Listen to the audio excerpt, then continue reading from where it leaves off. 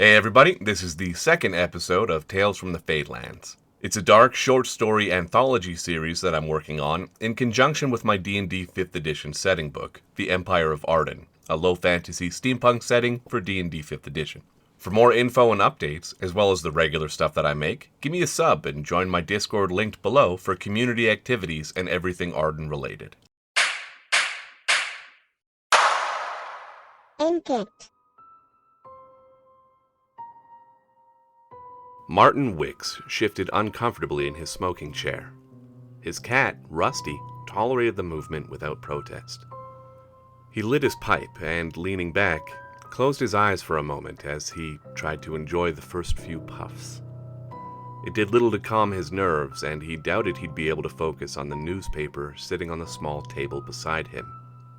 He didn't even dare glance in its direction, as though he felt guilt for abandoning this inanimate object. Like the paper itself would judge him, willing him to pick it up. He couldn't. Most evenings, Martin would retire from his workshop to this very chair and spend the evening reading and talking to Rusty. But tonight was different. He couldn't even get comfortable in his chair, he thought, shifting again. Apparently sick of the constant interruptions to his evening nap, Rusty leapt to the floor and, after a long stretch, found a more comfortable place among the shoes by the doorway.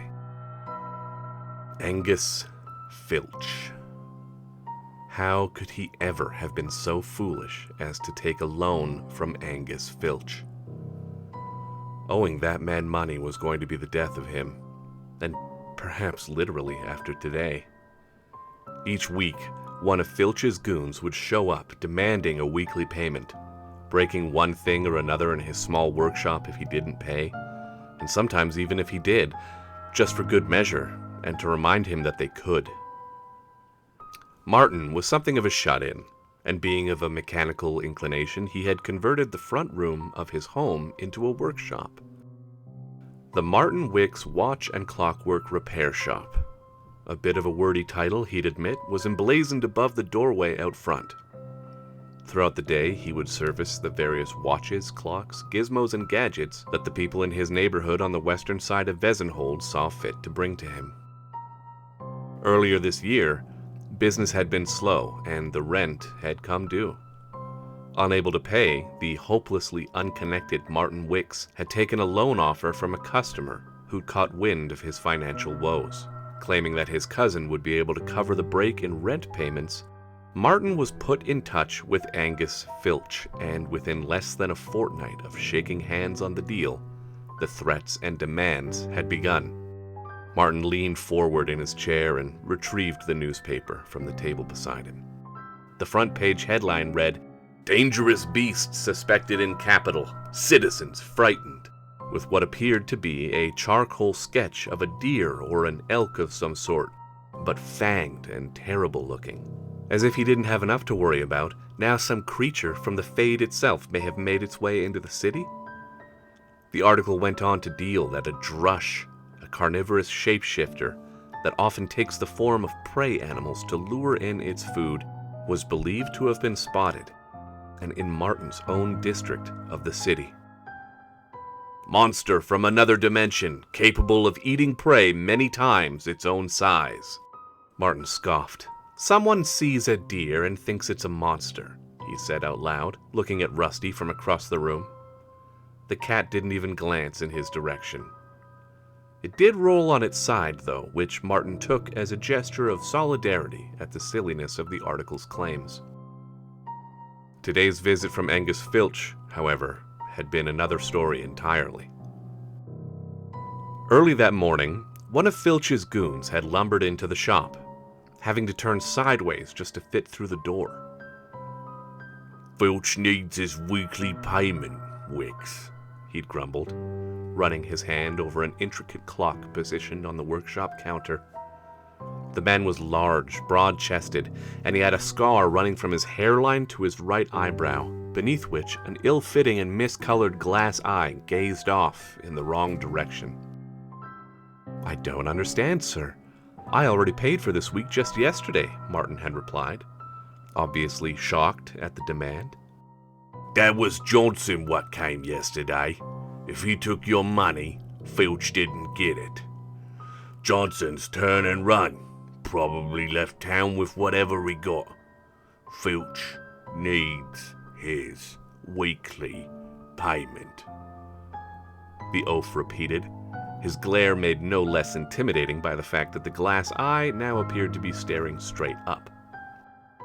Wicks decided not to ask why he was being held responsible for a missing henchman, in part because he couldn't think of a job title for the man other than henchman, and he couldn't be certain whether the word would offend the large man with the glass eye in front of him. He'd paid, trying as hard as he could to hide his resentment, lest he provoke the beast of a man to crush the alarm clock currently obscured by one of the beefiest hands he had ever seen. Now, this was already an odd occurrence, to be forced to pay twice in 1 week, but what made it even more so was the second visit that day. Angus Filch himself had appeared in the shop, pacing back and forth, looking at one object or another for almost a minute before speaking to the nervous Martin Wicks, who currently stood quietly shaking in fear behind the counter. My man Johnson came by yesterday to collect payment from you, and didn't return. This morning, I sent Epps down to collect in his place.